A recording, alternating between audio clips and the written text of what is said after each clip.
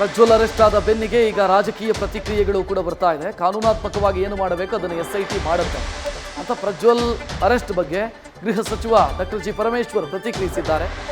ಯಾರಿಗೆ ತೊಂದರೆಯಾಗಿದೆಯೋ ಅವರು ಬಂದು ಕಂಪ್ಲೇಂಟ್ ಕೊಡಬಹುದು. ಸಾಕ್ಷ್ಯನಾಶ ಕುರಿತಂತೆ ಅಧಿಕಾರಿಗಳು ಹೇಳಿದ್ರು ಒಪ್ಪಬಹುದು, ಬೇರೆಯವರು ಹೇಳಿದ್ರೆ ಮಾತನಾಡೋದಕ್ಕಾಗಲ್ಲ ಅಂತ ಪರಮೇಶ್ವರ್ ಪ್ರತಿಕ್ರಿಯಿಸಿದ್ದಾರೆ.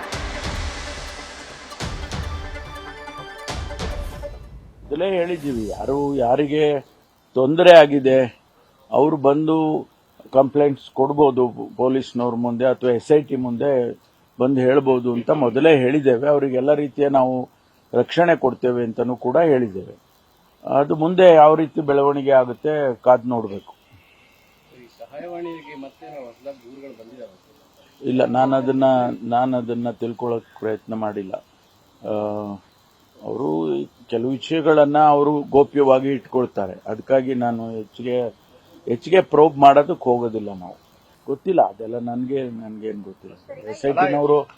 SIT ನವರು ಆ ಮಾತು ಹೇಳಿದ್ರೆ ನಾವು ಒಪ್ಪೋದು. ಬೇರೆ ಬೇರೆ ಸೋರ್ಸಸ್ ಇಂದ ಆ ರೀತಿ ಬಂದ್ರೆ ಅದನ್ನ ನಾವು ನಂಬಕ್ಕಾಗೋದಿಲ್ಲ.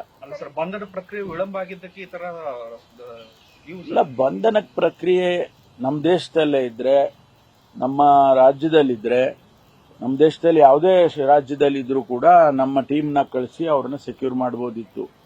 ಹೊರದೇಶದಲ್ಲಿ ಇದ್ದದ್ದ ಕಾರಣಕ್ಕಾಗಿ ಅದಕ್ಕೆ ಆದಂತ ಪ್ರೊಸೀಜರ್ಸ್ ಇದೆ. ನಾವು ಯಾರೋ 4 ಜನ ಇಲ್ಲಿಂದ ಇನ್ಸ್ಪೆಕ್ಟರ್ಗಳನ್ನೋ ಅಥವಾ ಸೀನಿಯರ್ ಆಫೀಸರ್ಸ್ನೋ ಕಳಿಸ್ಬಿಟ್ಟು ಅಲ್ಲಿಂದ ತಾಕೊಂಬನ್ರಿ ಅಂತ ಹೇಳಕ್ಕಾಗೋದಿಲ್ಲ. ಅವೆಲ್ಲ ಮಾಡಕ್ ಬರೋದಿಲ್ಲ. ಇಂಟರ್ನ್ಯಾಷನಲ್ ಟ್ರೀಟೀಸ್ ಇರ್ತವೆ ನಮ್ಮ ದೇಶಕ್ಕೂ ಬೇರೆ ದೇಶಕ್ಕೂ, ಅದನ್ನೆಲ್ಲ ಫಾಲೋ ಮಾಡಬೇಕಾಗ್ತದೆ. ಹಾಗಾಗಿ ನಾವು CBI ಮೂಲಕ ಅವರಿಗೆ ಇಂಟರ್ಪೋಲ್ನವ್ರಿಗೆ ಹೇಳಿ ಬ್ಲೂ ಕಾರ್ನರ್ ನೋಟಿಸ್ ಇಶ್ಯೂ ಮಾಡಿಸಿ ಆ ಪ್ರೊಸೀಜರ್ಸ್ ಎಲ್ಲ ಮಾಡಿದ್ದಾರೆ. ಅವರು ಅದೆಲ್ಲ ಗೊತ್ತಾಗಿ ಆಮೇಲೆ 31ಕ್ಕೆ ಒಂದ್ ವೇಳೆ ಅವರು ರಿಸಲ್ಟ್ ಬೇರೆ ರೀತಿಯಲ್ಲಿ ಆದ್ರೆ ಆ ಪಾಸ್ಪೋರ್ಟ್ ಕೂಡ ವಿತ್ಡ್ರಾ ಆಗುತ್ತೆ, ಯಾವುದು ಡಿಪ್ಲೊಮ್ಯಾಟಿಕ್ ಪಾಸ್ಪೋರ್ಟ್. ಆವಾಗ ಸ್ವಾಭಾವಿಕವಾಗಿ ಬರಬೇಕಾಗತ್ತೆ. ಇದನ್ನೆಲ್ಲ ಅರ್ಥಕೊಂಡು ಬಹುಶಃ ಅವರು ನಾನು ಸರೆಂಡರ್ ಆಗ್ತೀನಿ 31ನೇ ತಾರೀಕು ಅಂತ ಹೇಳಿದ್ರು ಅಂತ ಕಾಣಿಸುತ್ತೆ. ಬಂದಿದ್ದಾರೆ. ಬಂದಿರೋದ್ರಿಂದ ನಿಜವಾಗೂ SIT-ನವರಿಗೆ ಅನುಕೂಲ ಆಗುತ್ತೆ ಇನ್ವೆಸ್ಟಿಗೇಷನ್ ಮಾಡೋದಕ್ಕೆ. ನ್ಯೂಸ್ ಫಸ್ಟ್ ನಿರ್ಭೀತಿಯಿಂದ ನಿಮ್ಮ ಪರವಾಗಿ.